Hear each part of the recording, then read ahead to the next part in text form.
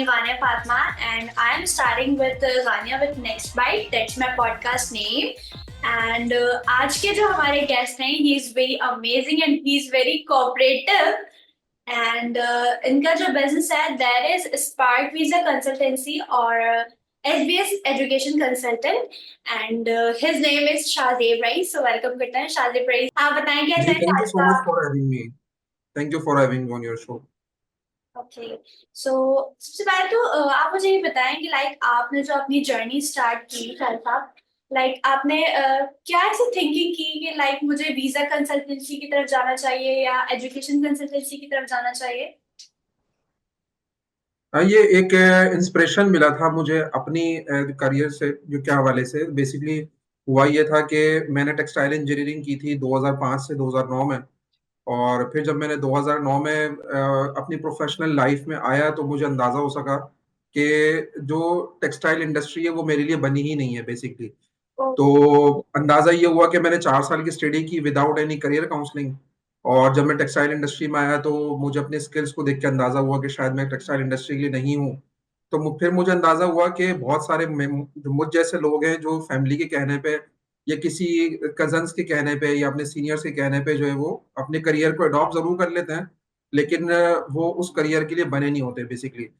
तो फिर 2010 में मैंने काउंसलिंग जो प्रोफेशनली मैंने स्टार्ट की और कोशिश की कि जो मिस्टेक मैंने की है वो कोई और ना कर सके, और अपने स्किल्स, अपने इंटरेस्ट और अपने जो ट्रेंड्स चल रहे हैं उसके अकॉर्डिंग वो राइट करियर चूज करें। तो इसलिए मैं ओवरऑल जो है वो काउंसलिंग इंडस्ट्री में आया।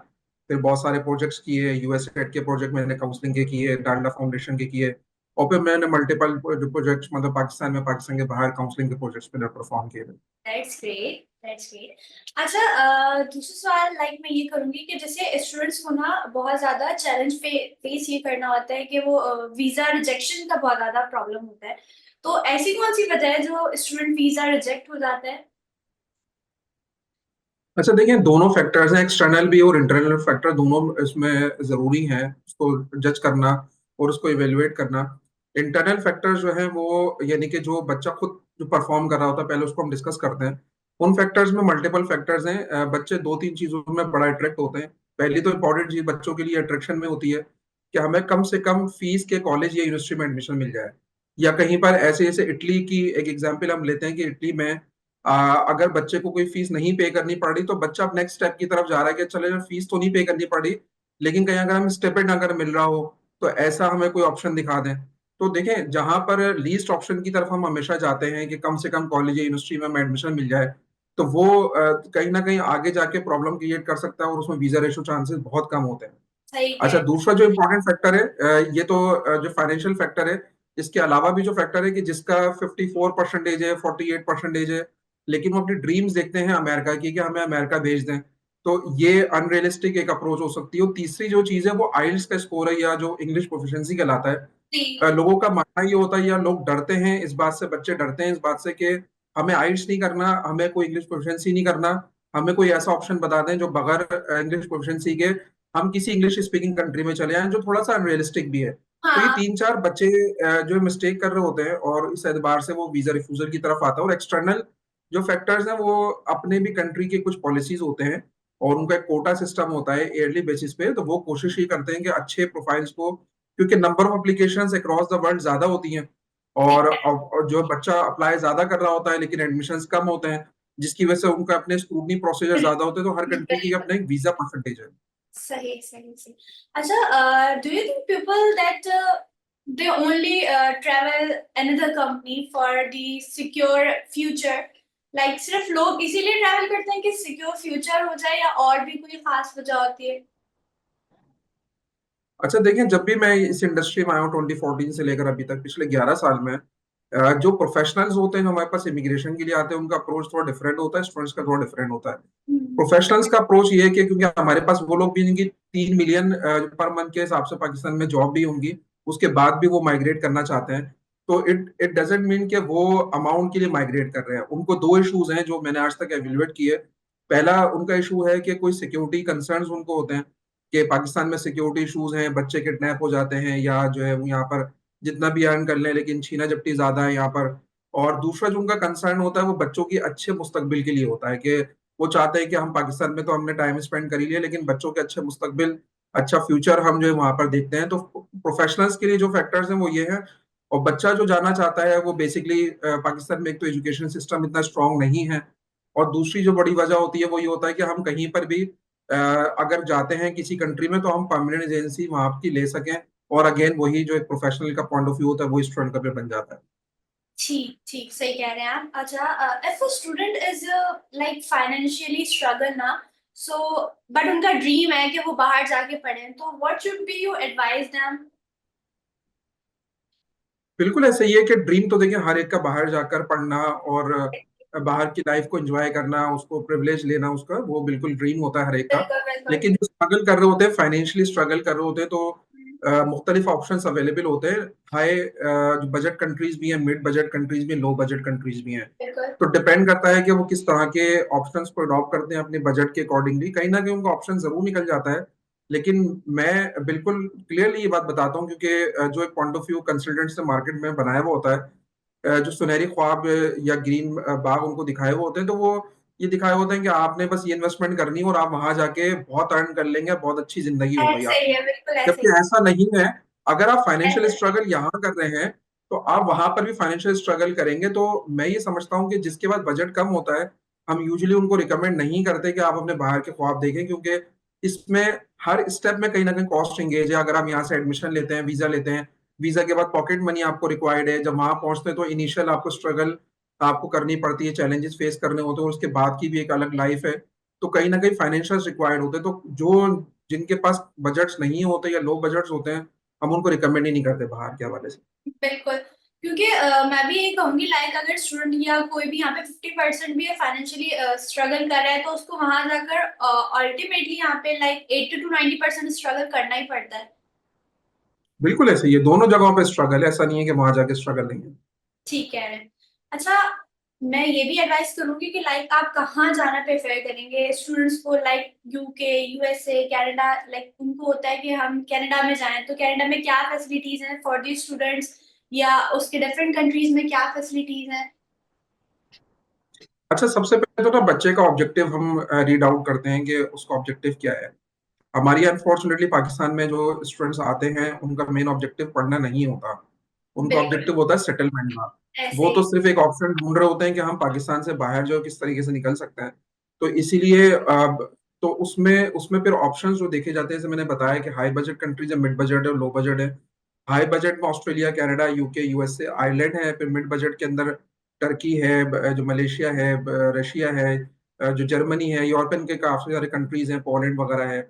और लो बजट के अंदर जो है वो यूएई भी आ जाता है, उसके अंदर इटली भी आ जाता है उसमें। तो इस तरीके से वो कहीं ना कहीं ऑप्शंस को अडॉप्ट कर सकते हैं, अगर वो बाहर जाने के हवाले से ऑप्शंस एक्सप्लोर करते हैं तो। ठीक हो गया। अच्छा, Shahid sir, what do you think that sparks is different from other consultancy? बड़े मेजर फैक्टर्स हैं वैसे तो, जो बाकी कंसल्टेंट से मुख्तलिफ बन जाते हैं। और जाहिर है उसके ऊपर एक बड़ी मेहनत है 11 साल की, और इंडस्ट्री के बिल्कुल। ऊपर जाहिर है टाइम हमने इन्वेस्ट किया है। लेकिन जहां तक बात डिफरेंस की है, तो देखें हर एक ऑर्गेनाइजेशन डिफरेंस इम्पैक्ट क्रिएट करती है, और करना भी उनको चाहिए। क्योंकि अल्टीमेटली सर्विसेज इंडस्ट्री के अंदर हम मौजूद हैं, तो हमें बेहतर सर्विस प्रोवाइड करनी है। लेकिन हम जो अपने एंड पे कोशिश करते हैं, जो हमें लगता है कि वो हम थोड़ा दूसरों से डिफरेंस है में है, वो ये कि हमारी कोशिश ये होती है कि हम सिर्फ फेक प्रॉमिस ना करें। ठीक है, दोनों दो एग्जैक्टली। कंडीशन है। पहली तो चीज ये कि जब कोई भी केस हमारे पास आता है, तो कोशिश ये हम ये करते हैं कि हम उनको सिंसियर ओपिनियन दें उनकी प्रोफाइल पे। हो सकता है या नहीं हो सकता, ये बहुत क्लियरली हम बताएं। और मैं आउट ऑफ द 10 मैं रेट भी बाकायदा करता हूँ, ताकि सामने वाले के लिए डिसीजन में इजी हो जाए कि आउट ऑफ द 10 मुझे क्या प्रोफाइल आपका नजर आ रहा है कि जिसमें आपको चांसेस में आसानी हो जाएगी, समझने में आसानी हो जाएगी। तो एक तो डिफरेंस हमारा ये है कि मैं उनको सिंसियरली ओपिनियन देता हूँ हर प्रोफाइल पे। और दूसरा जो है वो आफ्टर सेल सर्विस है, कि जब चले आप आपके क्लाइंट ने आपके ऊपर ट्रस्ट कर लिया, आपके साथ एसोसिएट हो गए वो। अब उनका हमारा जर्नी कोई एक दिन का जर्नी नहीं है, वन टाइम का जर्नी नहीं है। हमारा जर्नी उनके साथ 1.5 2 साल, 3 साल, बाजू का 4 4 साल प्रोसेस में लग जाते हैं। तो एक लॉन्ग टर्म जर्नी है, उसमें हर एक के साथ रिलेशनशिप को बिल्डअप रखना बिल्कुल और बिल्कुल। सस्टेन रखना वो बड़ा मुश्किल काम है। तो एग्जैक्ट। उस एतबार से अल्हम्दुलिल्लाह हमारे क्लाइंट बड़े अच्छे रिलेशनशिप के साथ सस्टेन रहते हैं। दैट्स तो ग्रेट। उसको उसको मेंटेन रखना रिलेशनशिप को अल्हम्दुलिल्लाह वो हमारी टीम रख रही होती है। तो ये हम समझते हैं कि हम सिर्फ फेक प्रॉमिस नहीं करते, आपके पास आप केस रजिस्टर कर लें और आपका ऐसा हो जाएगा वैसा हो जाएगा। रियलिस्टिक टाइमलाइंस होती हैं, प्रोजेक्टेड टाइमलाइंस होती हैं। उस टाइमलाइन के अकॉर्डिंग वो टास्क हमारे परफॉर्म हो रहे होते हैं क्लाइंट के साथ, तो क्लाइंट भी फिर अल्हम्दुलिल्लाह वो सेटिस्फाई होते हैं। That's the major difference from other consultancies ना। Yes that's right. That's right. Okay okay. अच्छा, आपको ये कब लगा कि लाइक आपने जैसे डिफरेंट चीजें ली, आपने स्पार्क की तरफ आना चाहिए, और फिर आपने ये कब सोचा कि हाँ यार अब मैं बिल्कुल सही पाते पे चल रहा हूँ लाइक। हाँ देखिए, जैसे काउंसलिंग का मैंने आपको बताया वो मेरे लाइफ का टर्निंग पॉइंट था 2010 में। और फिर मैंने दोबारा बैचलर्स किया, मास्टर्स किया कराची यूनिवर्सिटी से।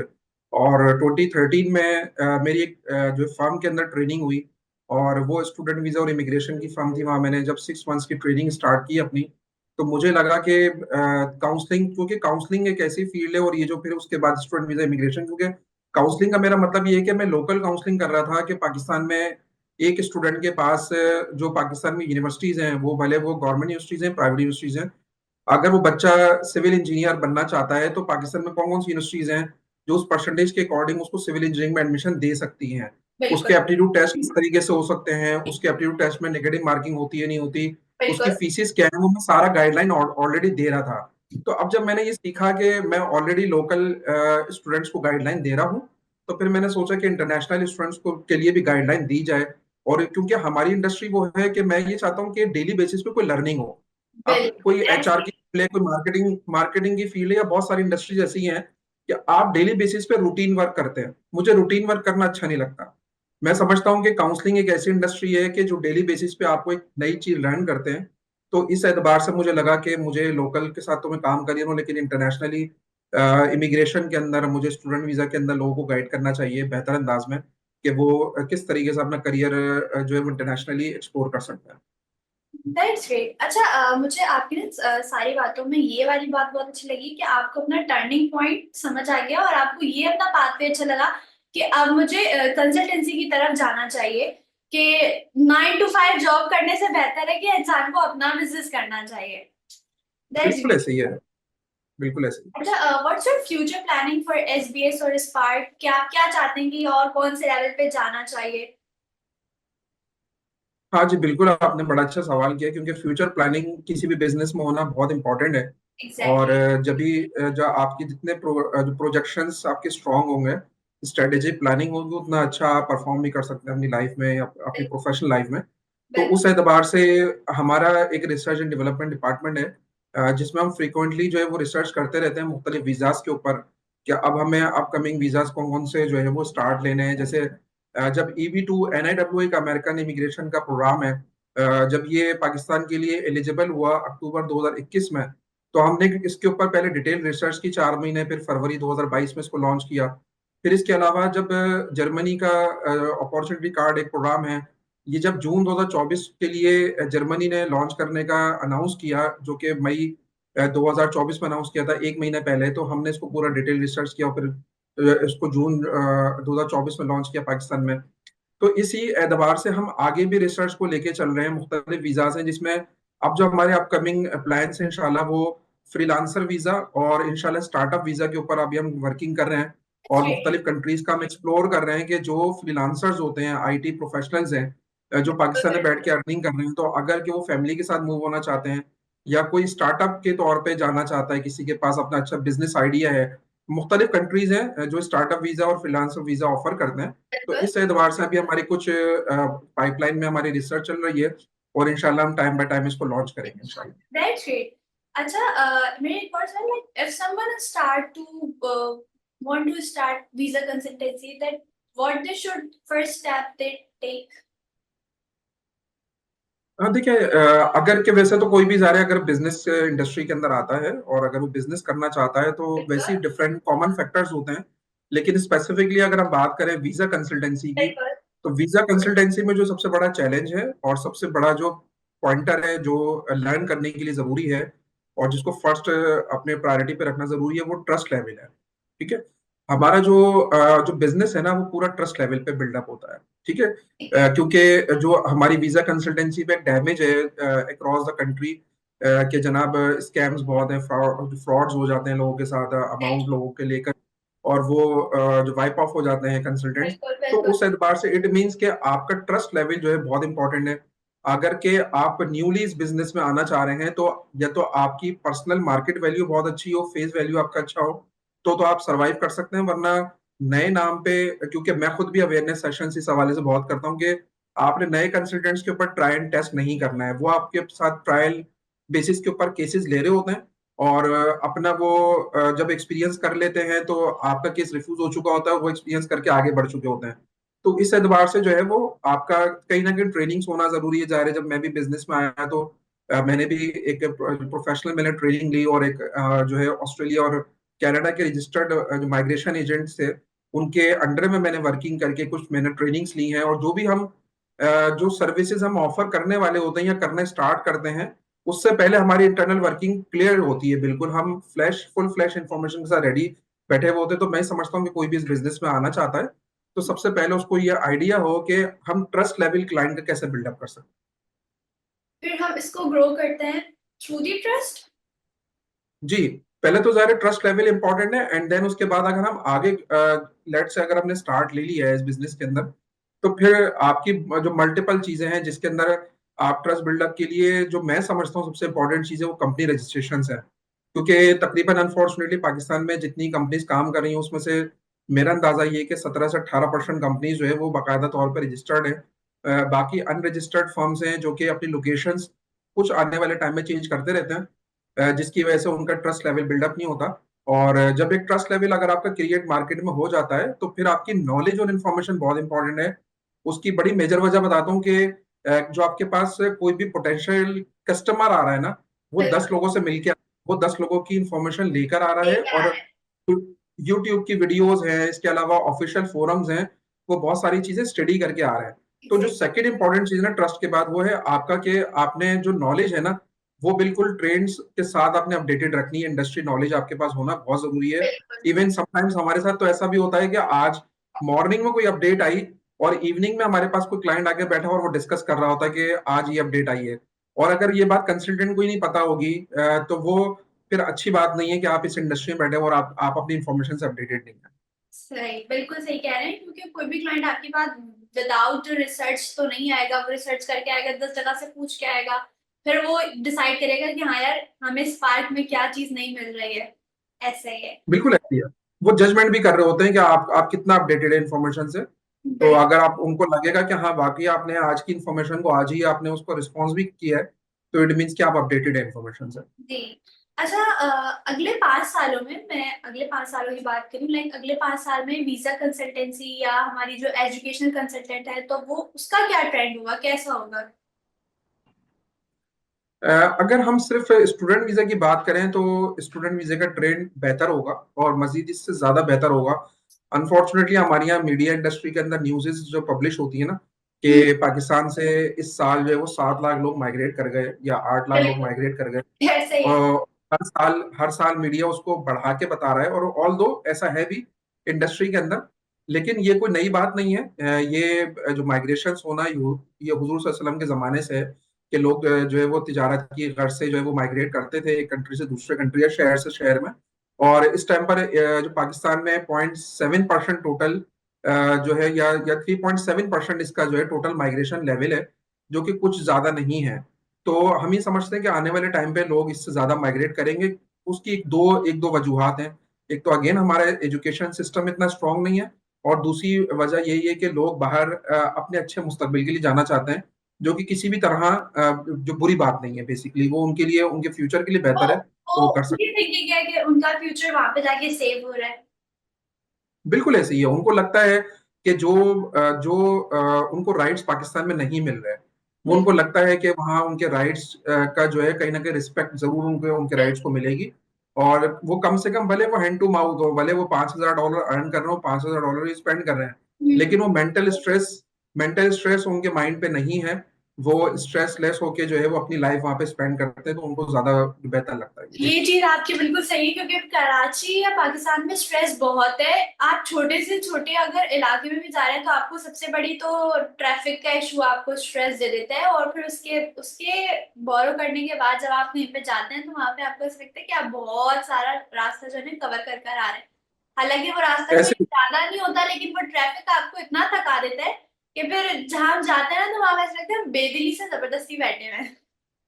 बिल्कुल ऐसे ही है, क्योंकि ट्रैफिक इश्यूज हैं, फिर जॉब इश्यूज हैं लोगों के, मुख्तलिफ मसले मसाइल हैं, फिर डर और खौफ, अगर ट्रैफिक में स्टक हो गए तो उसमें भी जो है वो सेलफोन स्नैचिंग और ये तमाम जगहों पे बढ़ गई है बहुत ज्यादा, तो ये तो बहुत इस ज्यादा एतबार से भी बढ़ी डर है होता है। काफी। मैं इस पे भी आपसे एक क्वेश्चन मेरे जहन में आ गया कि यार इसकी कोई कम करने की कोई भी पाकिस्तान में ऐसी कोई वजूहत नहीं है कि हम स्नैचर्स को लाइक, मैं किसी का नाम नहीं ले रही, लेकिन स्नैचर्स कम क्यों नहीं हो सकते यार? ऐसा क्या है पाकिस्तान में कि स्नैचर्स की तादाद बड़ी पे बढ़ी जा रही है?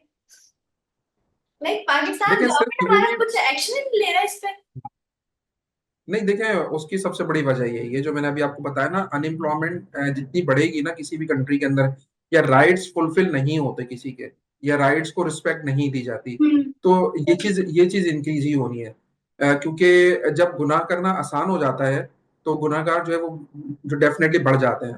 तो यही वजह है कि आपको स्नैचर्स हर आने वाले टाइम पर ज्यादा नजर आएंगे, या इनका जहां पर भी थोड़ी बहुत कार्रवाई होती है तो वो कुछ टाइम के लिए, महीने 2 महीने के लिए मामला बेहतर हो जाते हैं, लेकिन उसके बाद फिर वही मामला आ जाते हैं। तो स्नैचर्स का आपको ये वीजा लगवा डेली देते हैं। स्नैचर्स का वीजा लगवा देने, ताकि वो जैसे हमारे यहाँ अभी दुबई में और सऊदीया ने हमारे ऊपर पाबंदियां लगा दी हैं, तो ऐसे ही वो दूसरे ममालिक भी हमारे ऊपर पाबंदियां लगा दें फिर, क्योंकि नहीं, स्नैचर्स जाके वहां पर भी पाकिस्तान का इमेज खराब करेंगे। ये आपने बिल्कुल सही कहा। अच्छा, what should do one thing के इम्प्रूव योर नेटवर्किंग? लाइक मैं अगर नेटवर्किंग कर रही हूँ तो मुझे क्या इम्प्रूव करना चाहिए? मैं ये आपसे पूछ रही हूँ कि आप क्या ऐसे इम्प्रूव करेंगे कि मोर नेटवर्किंग हो? देखिए, मैं समझता हूँ कि अपनी पर्सनल प्रोफेशनल दोनों लाइफ में नेटवर्किंग मोस्ट इम्पोर्टेंट पार्ट है। क्योंकि इन बहुत सारे टुडेज नेटवर्क्स का वर्ल्ड। जो काम है बिल्कुल ऐसे ही है। और मैं एक क्लॉज भी इस पे कहता हूँ कि your network is your network. आपका जो नेटवर्क है ना वो आपका नेटवर्क है। तो नेटवर्क आपकी बढ़ेगी इसीलिए जैसे आपके नेटवर्क बढ़ेगा, इवन आप जॉब कर रहे हैं या आप बिजनेस कर रहे हैं, दोनों कंडीशंस के अंदर। तो मुख्तलिफ फोरम्स हैं। अक्सर लोग मुझसे सजेस्ट भी करते हैं कि जिस तरीके से आपकी नेटवर्किंग है, ऐसा हम कैसे बिल्डअप मजीद कर सकते हैं, या कैसे हम आगे बढ़ें। तो मैं भी उसमें सोशल उसमें देखिए मीडिया पे हमारा यही मुख्तलिफ। देखती हूँ कि माशाल्लाह आप तो वही छा गए, हर जगह नजर आते हैं। शादी प्लीज स्पार्क नजर जी आता है, जी। एसबीएस नजर आता है। That's great. बिल्कुल बिल्कुल। देखें, लेकिन लेकिन मैं आपको ये एक बात बिल्कुल अंडरस्टैंड करूंगा और समझाऊंगा आपको मैं इस एतबार से, कि देखें कहीं ना किसी का ऑब्जेक्टिव होता है। ठीक है, बिल्कुल अगर वो बिजनेस फोरम्स बने हुए हैं तो उनका अपना एक ऑब्जेक्टिव है। और बिल्कुल अगर शाजिब साहब कहीं पर अपना टाइम इन्वेस्ट कर रहे हैं, अपना अमाउंट इन्वेस्ट कर रहे हैं, तो उसके पीछे भी शाजिब साहब का कोई ना कोई ऑब्जेक्टिव है। ठीक है। बिल्कुल। क्योंकि अगेन जैसे मैंने आपको बताया कि हमारा जो बिजनेस है ना वो ट्रस्ट लेवल पे बिल्डअप करता है। और मैं समझता हूँ कि जो ट्रस्ट बिल्डअप आपका इसी तरीके से हो सकता है, क्योंकि हमारा जो है एवरी मंथ मार्केटिंग का बजट है, या ईयरली जब हम बजट का अपना बनाते हैं ना, तो मैं बहुत क्लियरली देख रहा होता हूँ। और तो हमारी स्पेंडिंग मार्केटिंग पे काफी ज्यादा है, प्रमोशंस पे काफी ज्यादा है, लेकिन मैं ये फिर भी समझता हूँ कि तकरीबन अगर पूरे साल में हमारे जो भी क्लाइंट रजिस्टर हुए ना, जब हम परसेंटेज निकालने बैठते हैं ना, तो उसका जो 26%, 28% वो क्लाइंट्स होते हैं जो हमारी मार्केटिंग से आए हुए होते हैं। ठीक है, बाकी जो 72% क्लाइंट्स हैं या 74% क्लाइंट हैं, वो तमाम रेफरल से आए हुए होते हैं। वो हमारे क्लाइंट होते हैं, कि किसी क्लाइंट ने हमें रेफर किया है, या मेरी पर्सनल जो है वो रेफरल बेसिस पे होते हैं क्लाइंट्स। तो मैं ये समझता हूँ कि नेटवर्किंग बहुत इंपॉर्टेंट है आपके बिजनेस को आगे बढ़ाने के लिए भी, और पर्सनल ग्रूमिंग के लिए भी। क्योंकि देखें, आप जब नेटवर्किंग करते हैं तो आपकी कम्युनिकेशन स्किल्स स्ट्रांग होते हैं, आपका कॉन्फिडेंस लेवल बिल्डअप होता है।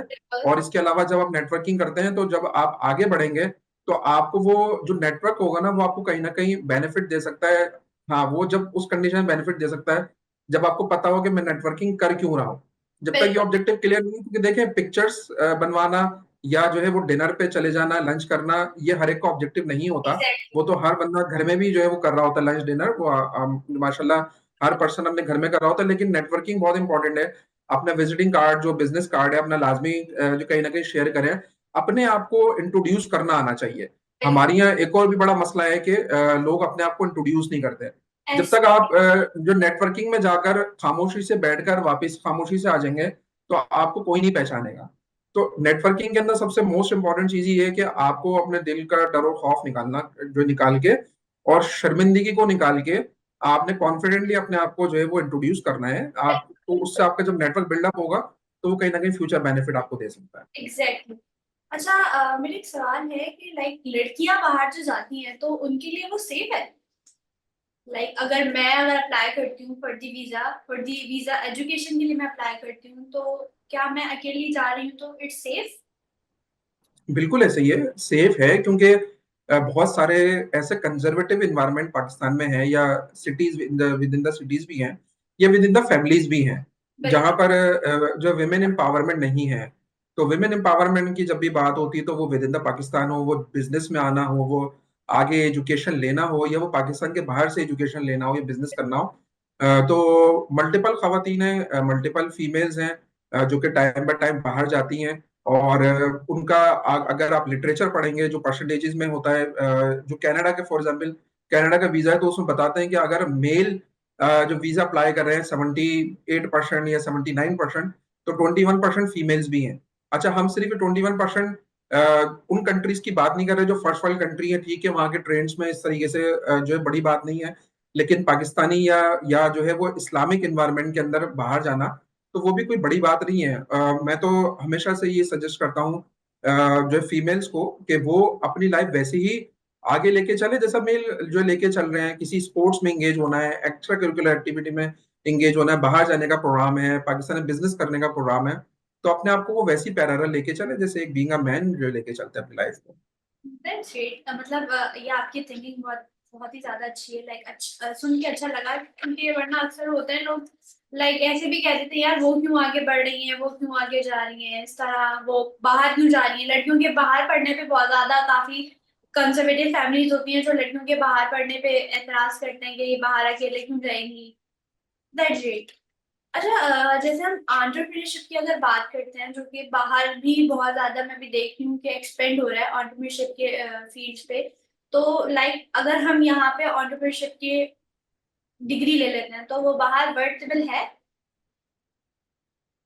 एंटरप्रेन्योरशिप की डिग्री लेना जरूरी तो है, लेकिन उसके साथ आपको अपना आइडिया प्रेजेंट प्रैक्टिकल। करना भी आना चाहिए, ठीक है? जब जब क्योंकि जैसे अभी मैंने जो बात की कि जो बाहर के ममालिक में फ्रीलांसर जो वीजा है या स्टार्टअप वीजा है, वो इसी बेसिस पे तो दिया जा रहा है कि आप एंटरप्रेन्योरशिप के साइट पे अगर आप आते हैं और अगर आपको लगता है कि कोई आप एक यूनिक आइडिया प्रपोज कर सकते हैं, और आपको वो पिच करना आता है आइडिया को, और उसके बेसिस पे आप जो वहाँ की जो एम्बेसी है उसको आप वहाँ से जो है कन्विंस कर सकते हैं, तो बहुत अच्छी बात है। ये बहुत सारे जो एंटरप्रेन्योरशिप के लोग हैं जो यहाँ से डिग्रीज बहुत सारी यूनिवर्सिटीज जब करवाती हैं, बैचलर्स भी करवा रही हैं, मास्टर्स भी करवा रहे हैं, और वो बाहर जाके अपना करियर ग्रोथ कर रहे हैं, तो इसी तरीके से कर रहे हैं। ठीक ठीक, सही हो गया। ओके, तो द लास्ट क्वेश्चन कि अब आपका अपना विजन क्या है? लाइक आपने स्पार्क और एसबीएस का विजन तो बता दिया, व्हाट्स योर ओन विजन कि आपने और किस लेवल पे जाना है, अपने आप को कितना ग्रूम करना है, अपनी नेटवर्किंग को किस तरह नेटवर्क बनाना है? जी, देखिए, पर्सनल कैपेसिटी में तो यही है कि जहां पर भी कोशिश ये होती है कि दो पार्ट्स हैं, एक तो पर्सनल ग्रूमिंग का भी पार्ट है मेरा, और दूसरा कम्युनिटी वर्क का भी पार्ट है मेरा। तो नेक्स्ट। दोनों कंडीशंस में मेरी कोशिश ये होती है, क्योंकि कम्युनिटी वर्क के अंदर यूथ पार्लियामेंट है जैसे, उसका मैं सीसी मेंबर भी हूँ, और यूथ के काफी सारे प्रोजेक्ट्स मैंने पाकिस्तान में एग्जीक्यूट किए मैंने, और यूथ मिनिस्ट्री के साथ मैंने मल्टीपल प्रोजेक्ट्स परफॉर्म किए। और अभी मैं सीएसआर पे भी वर्क कर रहा हूँ। मैं जो है standing committee federation chamber of commerce की, उसकी मैं डिप्टी कन्वीनर भी हूँ इंडस्ट्री एकेडेमिया पार्टनरशिप का। तो मेरा काम है इंडस्ट्री को रिलेट करना एकेडेमिया के साथ। तो इस हवाले से भी मेरी कुछ वर्किंग है। तो कोशिश यही करते हैं कि हम करंटली और आने वाले टाइम पे इस चीज में इम्प्रूवमेंट लेकर आए, कि कहीं ना कहीं हम अपने रोल में कम्युनिटी को जरूर शामिल करें, जहां से हमारे पास हम थोड़ा सा टाइम निकाल सकते हैं कि हम कुछ कम्युनिटी के लिए काम कर सकें, सर्व कर सकें उसके लिए। तो वो अगर के आज अगर मैं कुछ 7-8 ऑर्गेनाइजेशन 10 ऑर्गेनाइजेशन एसोसिएटेड हूँ, तो सिर्फ association is not important part, कि आप सिर्फ टैग लगा लें कि आप यहाँ के मेंबर हैं, आप ये भी कर रहे हैं वो भी कर रहे हैं। लेकिन कुछ जो कुछ प्रैक्टिकली वर्क हो सके कम्युनिटी वर्क के अंदर, तो कोशिश यही है कि आने वाले टाइम पर इसको भी मजीद बढ़ाया जाए। और पर्सनल ग्रूमिंग के लिए डेफिनेटली इरादा यही है कि हम जो भी पाकिस्तान में काम कर रहे हैं, पाकिस्तान के बाहर भी हम इसी तरीके से काम करें, मजीद जो एक्सपेंड करें, अपनी नॉलेज को भी एक्सपेंड करें, अपने एक्सपोजर को भी एक्सपेंड करें। तो ये कुछ इंशाल्लाह प्लान है फ्यूचर में। That's great. ओके, सो जबरदस्त, बहुत अच्छा लगा आपके साथ मुझे शादी ब्रेज, और काफी ज्यादा मुझे मालूमात भी हुई about visa and education consultancy. एक मेरी भी ब्रेनस्टॉर्मिंग हो गई कि अगर मैं अप्लाई करना चाहूँ तो मैं बहुत सारी अप्लाई कर सकती हूँ। चले। बिल्कुल ऐसी है। और उस एतबार से आपका भी सेशन इम्प्रेसिव इसलिए मेरे लिए है क्योंकि मल्टीपल टीवी चैनल्स और मल्टीपल पॉडकास्ट और जो रिकॉर्ड्स में करवा चुका हूँ, लेकिन आपके जो यूनिकनेस है वो ये है कि आपके इसके ट्रेंड की वो हमारे ये नॉर्मली जो डिस्कशंस होते हैं ना वो ट्रेंडिंग बेसिस पे होते हैं, कि जिसमें प्रोडक्ट डिस्क्रिप्शन हो गई, कि आप किस वीजाज में डील कर रहे हैं, क्या काम कर रहे हैं आप। लेकिन इस बात से जो है जो हमने आज डिस्कशन इस पूरे जो सेशन में की है ना, उसमें हमने थोड़ा सा डिफरेंट डिस्कशन की है। उसमें थोड़ा सा नेचुरली डिस्कशन इस एतबार से की है कि हम लोगों की प्रॉब्लम को समझें, जो आपने जाहिर है जो क्वेश्चंस की उस एतबार से मुझे बड़ा अच्छा लगा कि जो एक अच्छा कंटेंट है इंशाल्लाह वो हमारा क्रिएट हो, और जिसमें हमारी कोशिश ये है कि सही नॉलेज जो है लोगों के पास पहुंच सके। तो इस एतबार से मेरी बेस्ट विशेस आपके लिए हैं, आगे आने वाले सेशंस के लिए आपके। और again thank you so much for having me on your first post card, और इंशाल्लाह आगे भी आपका इसी तरीके से चलता रहे। इट्स ऑनर फॉर मी कि लाइक मैंने फर्स्ट पॉडकास्ट आपके साथ किया। It's very amazing and thank thank you so much for coming. और छोटा सा एक यू। वर्ड है जो कि मैं आपको टेक अवे करूंगी, that is a visa vault, जो कि हमारे टॉपिक का नाम भी था, और इसके लिए आप बिल्कुल फिट है। Thank you thank so you. Much. आपका अच्छा वो था, जो टॉपिक आपने रखा था वो बड़ा अच्छा टॉपिक था इस हवाले से भी। चलें, थैंक यू सो ठीक है, much. Thank you so much, thank you. इंशाल्लाह फिर मुलाकात होगी। श्योर, ओके जी, ओके, अल्लाह अल्लाह हाफिज। हाफिज।